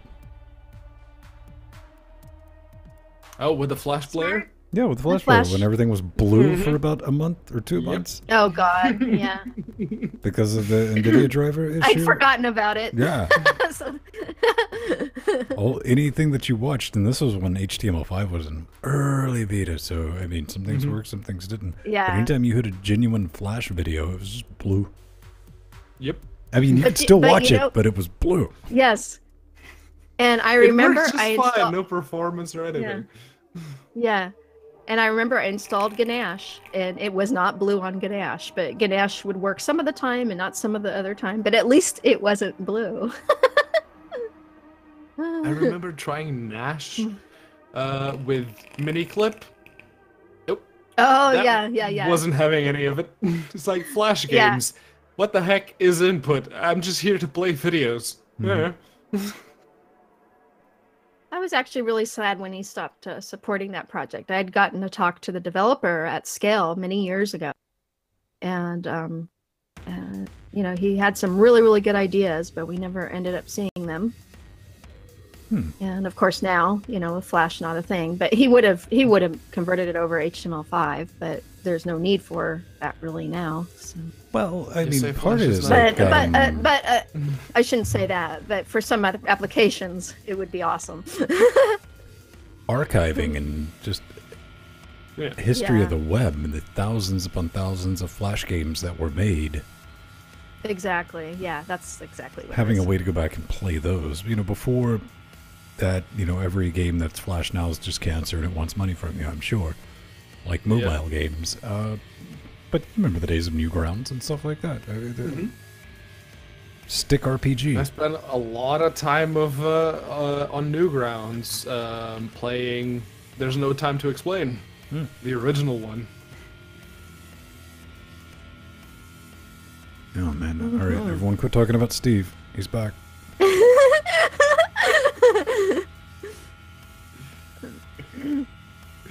My boo boo. Be a thing. All right, do we get anything else going on? Not that I can think of. It's got it all recorded. You know you could just go back and watch it, Steve, right? That's what he means. Don't mess with my fantasies, because it's like he's got a VCR wired up somehow. He's still using like one of the old video cards that has an S-video plugged into a VCR recording the whole thing. I had a 3DFX card that had that built into it, had a built-in TV tuner. Yeah. Yeah, the I had ATI TV Wonders. I have many of those. Oh, they're the Olin blunders from ATI. I remember those things. Yeah. Here's a game of stuff that doesn't work right. Yeah. I literally I have. had an NVIDIA FX 5600 that had an S-video out. Didn't have the TV tuner, but it still had the S-video out. I am not kidding you. I have literally hundreds of video capture cards because, you know, with animation, I was always experimenting, and whenever I had the money, I was go out and buy the latest and see, oh, does that look even better capturing from analog VHS? Does that look better?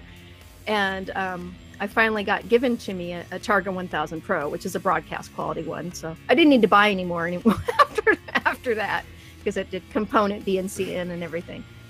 But I still have all my HEI TV Wonders and my POG cards, my Avid Media cards. Yeah, that's the thing. They're in all my vintage computers. Just never really into capturing, though. Most I ever got into it was I bought an iOmega Buzz. Oh yeah, I have one of those too, and those were kind of crap. So... I didn't buy it for the video capturing. I bought it because I had an ultra wide SCSI 2 card with an external ultra SCSI on it. That worked with it, yeah. I just mean in the capture quality. Yeah, as soon as I got into doing actually broadcast capture quality, everything else just kind of took the dump. So just stopped using it. And now what? You consider back what, like now? Broadcast capture quality, especially talking about the beebs. I mean, when you're transferring, yeah, it's a whole different game now. Oh yeah, doesn't even compare. Because I mean, you want to be archiving at least at UHD. Yeah, definitely. So that even if you have to downsample it to 1080p or 720p, it's still gonna look good. Mm-hmm. Yeah, exactly. Well, if you ever need the clips later on in the future too, I mean. Yeah. The nice thing is because I have I have literally hundreds of hours of animations and productions that I've done, and I captured all those in uncompressed format, and as a result of that, they still look good even when I put them in 720. They still look good, 720 standard, but they look good because I captured them at a gig per second. So yeah. It's one of the downsides, though. You look at stuff that's been upscaled, even professionally. I think of like Gorilla's Feel Good Incorporated. Oh yeah. Windmill that was originally done in 480 rendered. Yeah. And they still and they just redid it in, I guess it would be the equivalent of like 720i. And even with modern tech, it's like, oh, it's obvious. It's obvious. There's dithering. You know what? I show the gorillas videos to my students as examples. They did really beautiful animatics and story to all their videos. So, and they're all in 720, most of them. Well, the originals weren't. Yeah. The originals came out in what, early 2Ks? Early Late 2000, 1990s? 2000, right in there, right? Yeah. 2000. Yeah. They had a couple of. Well, they did. I meant 486 by 720 standard. Yeah.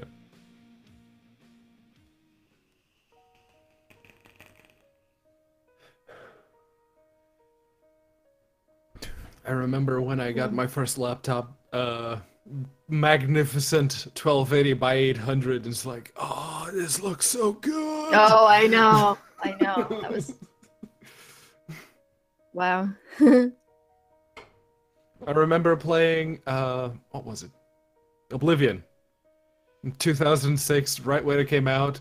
I could do medium at 1200 by 800, just medium graphics, and it would run smooth. It's like, oh, yeah. I remember being able to run stuff. If you could run 8x6, you had a beefy machine. 8x6. Yeah. That was the time you were doing Going back- 64480. Yeah. Well, that was my Running- when I got my first Pentium Pro, man. That was awesome. Yeah, running I- Pod, the racing game, on my mom's Pentium 2. Oh, That was amazing. yeah. I had a GeForce MX 200 at the time. Like 4 megabytes of dedicated VRAM. It was awesome. Awesome. Somewhere I have a copy. Pod it came with my Voodoo 1. Oh, yeah. From Yeah, Monster. that's what I have. No, it was I have with Diamond. my Yeah, the Voodoo. Diamond 3D effects. The Diamond Monster 3D. Yeah. It was a Those pack-in two. title. Which was interesting because I saw it launch and it supported, because there was no standard back then. And I mean, OpenGL was a thing, but like in the Yeah. rendering option, there was like 9 different options for this obscure BS stuff that you've never heard. Even Microsoft tried Yes. one. Oh, they did. They yeah. had their own video cards with whatever acceleration. before they called it Direct 3D, they had I can't remember the name of it. Boy. The game But I yeah, saw with I the mean- most rendering options was Heretic 2, for the Quake 2 engine one. And it was like, oh, you can do Direct Draw, we can do Direct 3D, we can do OpenGL, Glide. Mhm. I think that was it. But it's like, oh, I have all these options. Okay, let's figure out which one this graphics card supports. Right, you just ran Yeah. down the menus back in those days. Good software renders back then, though. I mean, Quake 2 did a Yeah. fantastic job on software render. Yeah. So did Unreal Tournament. Had the reason I know Unreal Tournament because one of the places I was at, I got everyone hooked up, and they had old junk machines. They were like Pentium 200s or something like that. This was in the 2000s, but they were powerful enough to play Unreal Tournament, and they were networked. So yeah. I remember doing that.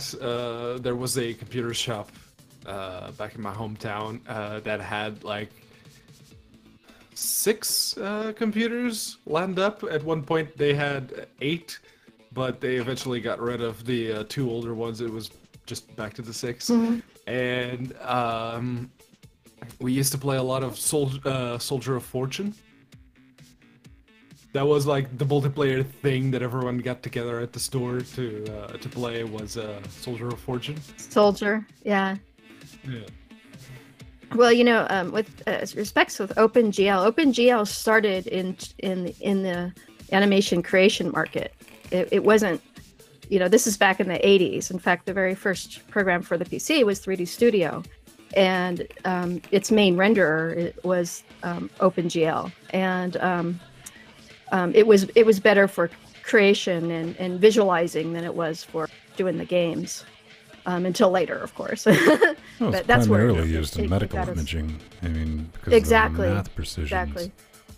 Yeah. Look at that. Yeah, in fact, I had some of my jobs that I worked in the medical industry, and they specifically, you know, needed someone who used 3D Studio because it uses OpenGL, so it could align with their system.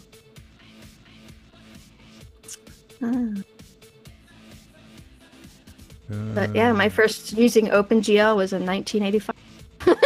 So.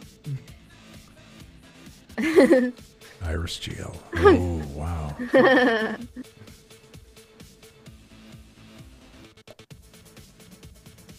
Old. That's a history lesson. Yeah. Iris. Let me see what article you're looking at, Venn. That's the OpenGL one. Oh, a OpenGL wiki. Okay. I had it zoomed down too small to see it. I have to sum it up. Tease trailer arriving. What? Fans of the Predator? Predator series? Huh? They're rebooting that again? Oh, great.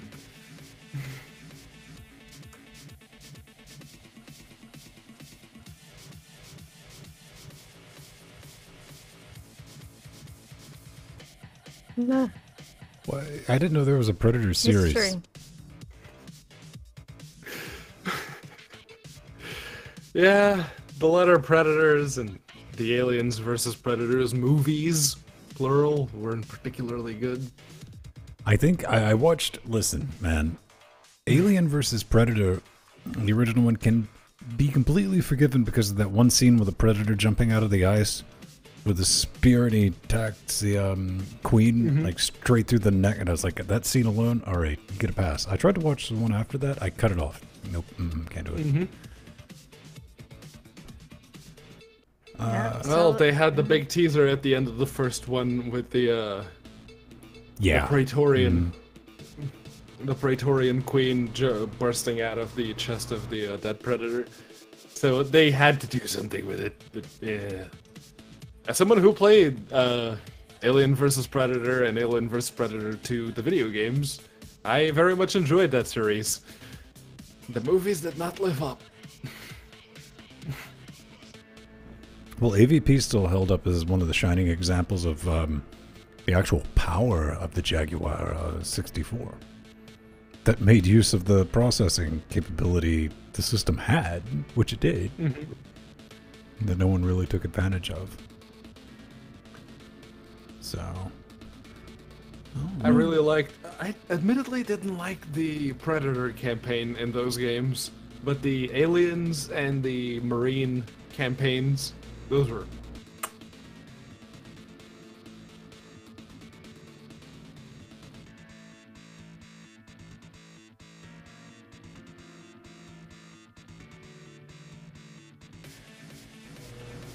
all right. Do we get anything else? Is everyone tuckered out? Yeah, I could use some dinner in my belly. Some dinner? You don't need to eat. Yeah, I do. No, you don't, fam. Aww. I guess I could stand to lose a couple of kilos, but I'm right at around 90, and that's all right. So it's fine. Good deals. All right, Jordan will be back tomorrow with probably some RPG, ARPG type stuff that I'll pop in and be like, all right, stream's working. One thing I did change is our live page now auto updates to when we're live. I checked that yesterday, and it works, yes. That's why I was checking out your stream. I was like, let's make sure this thing works. I tested it earlier in the day for a hot second, and it's like, it'll work that time. Let's see if it works from a remote. And so we don't have to worry about that. We know from now on, if you're like, the live stream page didn't update, we know you're lying. So, or you need to do a super refresh. There's no way for it. Doesn't the embed the way it's set up? There's nothing to refresh. I mean, the actual embed itself pulls the data. So that's the thing. And I'll be around Friday. I don't know what's going on Friday, but there'll be something going on. Show up. Come check it out. Check our schedule. All right. That's going to do us because my lawn guy is making circles very quickly. Yeah. We can hear that now. I can't give him static because I said no time. It's almost 5 o'clock. So Yeah. he's within his rights on this one. We'll at least think between here and here. So we should have been done at 4:30 and pieced out. But we hung around a little longer because we love you. Yay. All right. That's it. We're out. Data fire. You know My what? chat room. Elijah. Love you.